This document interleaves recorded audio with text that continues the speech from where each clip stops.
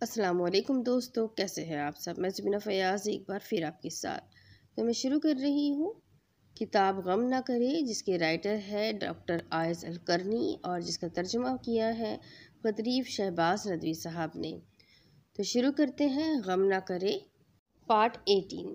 رنج و بلا کا خوف نہ کرے کہ رنج سے عبادت میں ضعف آئے گا، وہ آپ کو جہاد سے روک دے گا، نامرادی و ناکامی سوزن اور نہوس میں مبتلا کر دے گا۔ حزن و قلق نفسیاتی امراض کی جڑ ہے، یہ عصبی آلام کا سرچشمہ ہے اور اضطراب، وسوسوں اور زوال کی نشانی ہے۔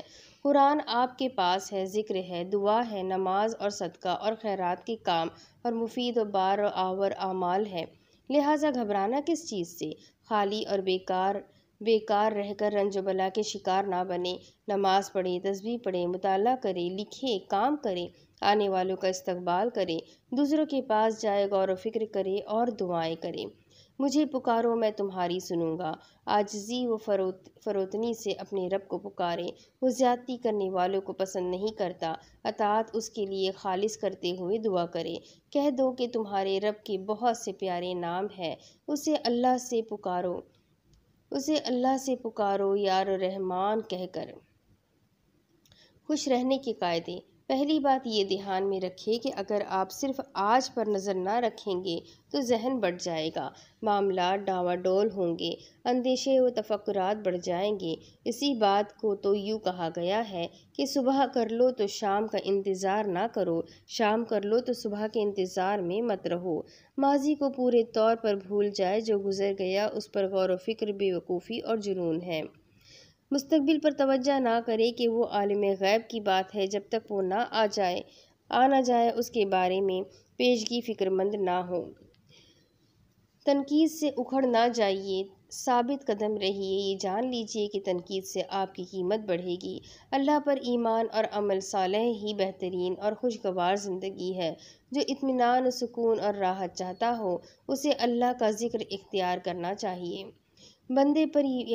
بندے پر یہ یقین کرنا لازم ہے کہ ہر شے قضا و قدر سے ہوتی ہے، کسی کی طرف سے شکریہ کا انتظار نہ کریں۔ آپ اپنے آپ کو اس کا عادی بنائیے کہ مشکل سے مشکل ڈیوٹی انجام دیں۔ جو ہوا ہو سکتا ہے کہ وہ بہتر ہو۔ مسلمان کے لیے تقدیر کا ہر فیصلہ بہتر ہے۔ نعمتوں پر شکر ادا کریں اور ان پر غور کریں۔ جو کچھ آپ کے پاس ہے اسی کے ساتھ آپ بہت سے لوگوں سے بہتر ہے۔ ایک وقت سے دوسرا وقت آسان ہے، مصیبت کے وقت دعا ضروری ہے۔ مصائب بصیرت کے لیے مرہم اور قلب کے لیے قوت ہوتے ہیں، تنگی کے ساتھ آسانی بھی ہے۔ چھوٹے امور آپ پر حاوی نہ ہو جائیں، آپ کا رب بہت معاف کرنے والا ہے۔ غصہ نہ کرے، غصہ نہ کرے، غصہ نہ کرے۔ سامان زندگی روٹی، پانی اور سایہ ہے، اس کے علاوہ کی فکر نہ کریں۔ آسمان میں آپ کے لیے روزی اور وہ ہے جس کا آپ سے وعدہ کیا جا رہا ہے۔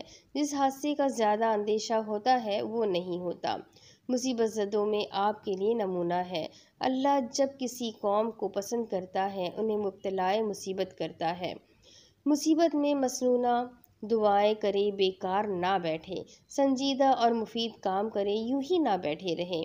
افواہوں اور فضول باتوں کو چھوڑ دیں اور ان کی تصدیق نہ کریں۔ کینہ اور انتقام کی خواہش آپ کی صحت کو نقصان پہنچائے گی، حریف اور دشمن کو نہیں۔ جو تکلیف بھی پہنچتی ہے وہ گناہوں کا کفارہ ہے۔ رنج و غم کیوں ہو جب تمہارے پاس 6 چیزیں ہیں؟ الفرج بعد الشدہ کے مؤلف نے ذکر کیا ہے کہ ایک حکیم مبتلائے مصیبت ہوا، اس کے بھائی اس کے پاس آئے اور اظہار ہمدردی کرنے لگے۔ انہوں نے کہا کہ میں نے 6 چیزوں کو ملا کر دوا بنائی ہے۔ انہوں نے کہا وہ کیا ہے؟ کہنے لگا، پہلی چیز اللہ پر بھروسہ، دوسری بات میرا یہ جاننا کہ جو مقدر ہے وہ ہوگا، تیسری سب سے اچھی چیز صبر ہے، چوتھی میں صبر نہ کروں تو کیا کر سکتا ہوں، گھبرا کر ہی کیا ہوگا، پانچویں یہ کہ ممکن تھا کہ جس حالت میں اب ہوں اس سے بھی برے حال کا سامنا ہوتا، چھٹی یہ کہ ایک وقت سختی ہے، دوسرے وقت اس سے چھٹکارا بھی ہوگا۔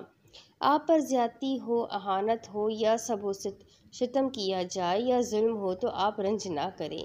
شیخ الاسلام ابن تیمیہ کہتے ہیں کہ مومن مطالبہ نہیں کرتا نہ عتاب کرتا اور نہ ہاتھا پائی پر اتر آتا ہے۔ غم نہ کیجیے، لوگوں کے ساتھ احسان کر کے نیک نامی کمائیے۔ ایک معزز آدمی نے ایک شاعر کے ساتھ حسن سلوک کیا اور اس کی مصیبت دور کر دی تو اس نے اس کی مدح میں کہا، وہ ایسا شخص ہے جسے نوخیزی میں اللہ نے حسن عطا کیا، اس کے چہرے پر کارناموں کے زیور ہے، اس نے بزرگی اور شرافت کا لبادہ پہن رکھا ہے، گویا کہ اس کی پیشانی میں مشتری چمکتی ہے، اس کی گردن میں سریا اور اس کے چہرے میں چاند ہے۔ مشکلات و مسائل سے پریشان نہ ہو بلکہ صبر و تحمل سے کام لے۔ شاعر کہتا ہے، اے زمانے، اگر تیرے پاس اور بھی مصائب ہو تو لا انہیں بھی لے آ۔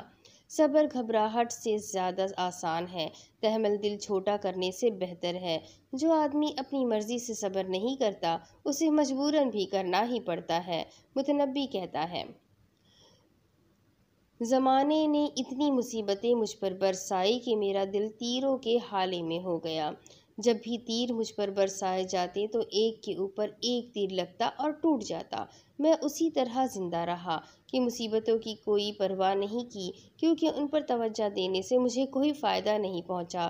ابو المظفرہ بیوردی نے کہا، زمانہ میرے لیے اجنبی بن گیا، اسے نہیں معلوم کہ میں باعزت ہوں اور زمانہ کے حادثات سے ذلیل نہیں ہو سکتا۔ زمانہ مجھے اپنا ظلم دکھا رہا ہے اور میں اسے دکھا رہا ہوں کہ صبر کیسے کیا جاتا ہے۔ آپ کے دوست احباب ہے جو اپنی محبت میں سچے ہیں تو آپ کو کیا غم ہے؟ نیچے ہم بعض اچھے اشعار کا ترجمہ دے رہے ہیں جس سے قلب کو راحت ملے گی۔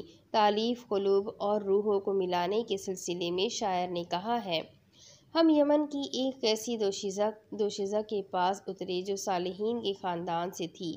اس نے پردہ گراتے ہوئے پوچھا، کس سرزمین سے تعلق ہے، آپ کون ہیں؟ میں نے اس سے کہا، میرا یہ دوست بنو تمیم سے ہے اور میرا خاندان بھی یمنی ہے۔ دونوں دوست مختلف ہیں لیکن زمانے نے دونوں میں دوستی پیدا کر دی، اور ایسا ہوتا ہے کہ مختلف چیزیں مل جاتی ہیں، دوست ہی دوستوں کو تسلی دیتے ہیں۔ متقین کے علاوہ اس دن دوست بھی باہمی دشمن ہو جائیں گے۔ اجنبی مسافر کے بارے میں ایک شاعر کہتا ہے، بکھرے ارادے والا، جس کے پاس نہ گھر ہے نہ گھر والے نہ پڑوسی، بس چلتے رہنے سے مانوس ہے، حتیٰ کہ لگتا ہے کہ جدائی کے لیے سفر وطن کی طرف واپسی ہے۔ غم نہ کرے جب کوئی آپ کو روک دے یا آپ کے چہرے میں ترشروئی پیدا ہو جائے یا کوئی بخیل منع کر دے۔ سفیان ثوری کہتے ہیں، جس مال و زر کو لوگ دروازے کے پیچھے چھپا کر رکھتے ہیں، آپ کو نمک اور پانی اور روٹی اس کے بدلے میں کافی ہے۔ ٹھنڈا پانی پیجیے اور روٹی کھائیے، بہترین ترین کھانے والوں کے برابر ہو جائیں گے۔ لکڑی کا جھوپڑا، اون کا خیمہ اور جو کی روٹی، نفس کی عزت، آبرو کی حفاظت اور شرم و حیا کے تحفظ کے ساتھ۔ زیادہ باعزت اور زیادہ بلند ہے شاندار محل اور پربہار باغ سے جس کے ساتھ میل اور گدلا پن ہو۔ آزمائش مرض کی طرح ہے، کچھ دنوں کے بعد وہ ختم ہو جائے گی، اس کے جلدی سے زائل کرنے اور اسے بہت بڑا بنانے کی ضرورت نہیں ہے۔ جو شخص مبتلا مصیبت ہو اس کا فرض ہے کہ صبر کے ساتھ کشادگی کا انتظار کرے اور برابر دعا کے طریقے پر گامزن رہے۔ اللہ کی رحمت سے مایوس نہ ہو، اس کی رحمت سے کافر ہی مایوس ہوتے ہیں۔ اپنے رب کی رحمت سے گم کردہ راہ ہی مایوس ہوتے ہیں۔ بے شک اللہ کی رحمت محسنین سے قریب ہے۔ تم نہیں جانتے کہ اللہ اس کے بعد ممکن ہے کوئی معاملہ پیدا کر دے؟ ممکن ہے کہ جسے تم برا سمجھو وہ اچھا ہو اور جسے تم اچھا سمجھو وہ تمہارے لیے برا ہو۔ اللہ جانتا ہے، تم نہیں جانتے۔ اللہ اپنے بندوں کے ساتھ مہربان ہے۔ میری رحمت ہر چیز کو وسیع ہے، گھبراؤ مت، اللہ ہمارے ساتھ ہے۔ جب تم اپنے رب سے دعا کر رہے تھے اس نے تمہاری دعا قبول کر لی، اور وہی ہے جو آسمان سے بارش نازل کرتا ہے، مایوسی کے بعد اپنی رحمت کو بکھیر دیتا ہے۔ رغبت اور خوف سے وہ ہمیں پکارتے تھے اور وہ ہم سے ڈرتے تھے۔ شاعر کہتا ہے، اگر تم اپنے مزاج سے راضی نہ ہو تو دنیا تمہارے لیے خوشگوار کیسے ہو سکتی ہے؟ دنیا کا قیمتی گوہر آبدار نمکین سمندر سے نکالا جاتا ہے۔ بہت سی خوفناک چیزیں تمہارے لیے مسرت اور خوشی لے کر آتی ہے۔ کتنی ہی سلامتی ممانعت کے بعد ملتی ہے اور بہت سی چیزیں کجی کے بعد درست ہوتی ہے۔ کتاب سب سے بہتر دوست ہے۔ خوشگوار زندگی کے اسباب میں ایک یہ ہے کہ تنہائی میں کتابوں کا مطالعہ کیا جائے، پڑھنے پر توجہ دی جائے اور عقل کو فائدے پہنچائے جائے۔ جاحظ کتاب پڑھنے کی تلقین کرتا ہے تاکہ رنج و غم کیفیت دور ہو جائے۔ وہ کہتا ہے، کتاب ہی وہ ہمدم ہے جو تمہیں تکبر میں نہیں ڈالے گا، ایسا دوست ہے جو تمہیں بھڑکائے گا نہیں، ایسا رفیق ہے کہ جو تمہیں اکتاہٹ میں نہ ڈالے گا، ایسا دینے والا جو تم سے کبھی کچھ مانگے گا نہیں، ایسا دوست ہے جو تمہیں کبھی اشتعال نہیں دلائے گا، ایسا رفیق ہے کہ جو تمہیں افسردہ نہ کرے گا، ایسا پڑوسی جو تم سے آگے نکلنا نہیں چاہے گا، ایسا دوست جو خوشامد و تملق سے تمہارا مال لینا نہیں چاہے گا، تمہارے ساتھ فریب کا معاملہ نہیں کرے گا، وہ جھوٹ بولے گا نہ نفاق سے دھوکہ دے گا۔ کتاب ہی وہ دل نواز ہے جس کو دیکھو تو تمہاری مسرت بڑھے گی، ذہن میں تیزی آئے گی، زبان صاف ہوگی اور خط درست ہوگا، الفاظ عمدہ ہوں گے، پاکیزہ نفس عمدہ ہوگا، سینہ آباد ہوگا، لوگ آپ کی تعظیم کریں گے، بڑے لوگ دوست بنیں گے، ایک مہینے میں ہی آپ اتنا مشہور ہو جائیں گے جتنے زمانے بھر بھی نہ ہوئے۔ تاوان سے نجات طلب کی شدت سے خلاصی ملے گی۔ جو تعلیم سے کماتے ہیں ان کے دروازے پر کھڑا نہیں ہونا پڑے گا، ان کے آگے بیٹھنا نہیں پڑے گا۔ جو اخلاق میں آپ سے کمتر ہے، دشمنوں کے ساتھ بیٹھنے اور ثروت مندوں کی برابری کرنے سے محفوظ رہیں گے۔ کتاب تمہاری اطاعت رات میں بھی ایسے ہی کرے گی جیسی دن میں، سفر و حضر میں یکساں تمہارا کہا مانے گی۔ وہ نہ نیند کا بہانہ کرے گی نہ رات میں جگنے کا۔ وہ ایسا معلم ہے جس کی آپ کو ضرورت پڑے تو کبھی پیچھے نہ ہٹے گا۔ تم اسے پڑھنا چھوڑ دو تب بھی اس کا فائدہ ختم نہ ہوگا، اس سے الگ ہٹ جاؤ تو بھی تمہارا کہنا مانے گا، تمہاری ہوا اکھڑ جائے تو بھی تمہاری مخالفت نہ کرے گا۔ اگر اس سے تعلق رکھو گے اور ذرا سا بھی بندھن باندھ لو گے تو دوسروں سے بے نیاز کر دے گا۔ کتاب تمہیں برے ہم نشین کے ساتھ بیٹھنے سے روکے گی اگر اس کا اور کوئی احسان نہ بھی ہو، صرف اتنا ہو کہ تمہیں دروازے پر بیٹھ کر گزرنے والوں کو دیکھنے سے روکے تو یہ بھی سلامتی اور غنیمت ہے، کیونکہ برے ہم نشینوں کے ساتھ بیٹھنے میں حقوق کی خلاف ورزی، فضول نظر بازی، لا یعنی باتوں پر پڑنا، چھوٹے لوگوں کے ساتھ بیٹھنا، ان کی گری باتیں، غلط الفاظ سننا، گھٹیا اخلاق اور جہالت میں شامل ہونا پڑتا ہے۔ مطالعے سے اصل اور فرع دونوں کا حصول ہے۔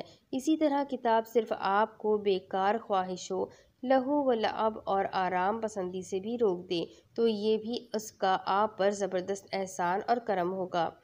خالی اوقات گزارنے کا بہترین طریقہ کتب بینی ہے۔ یہ تجربے میں اضافہ، عقل و فہم میں بڑھوتری کرتی ہے۔ یہ آبرو کی حفاظت اور دینی اصلاح کا اچھا ذریعہ ہے۔ کتاب کی اہمیت کے سلسلے میں چند قواعد۔ ابو عبیدہ کہتے ہیں کہ محلب نے بیٹوں کو وصیت کرتے ہوئے کہا، بیٹو، بازار میں بس 2 جگہ ایسی ہے جہاں تم کھڑے ہو سکتے ہو، کھانا بنانے والے یا جلدساز کی دکان پر۔ میرے ایک دوست نے مجھ سے کہا کہ انہوں نے ایک شامی شیخ سے ایک کتاب پڑھی جس میں غطفان کے کارنامے تھے۔ ایک جملہ یہ بھی تھا کہ کارنامے اب ختم ہوئے، اب تو بس کتابوں کے کارنامے ہیں۔ حسن اللؤلؤی سے میں نے کہتے سنا کہ میں نے 40 سال اس عالم میں گزارے کہ سونے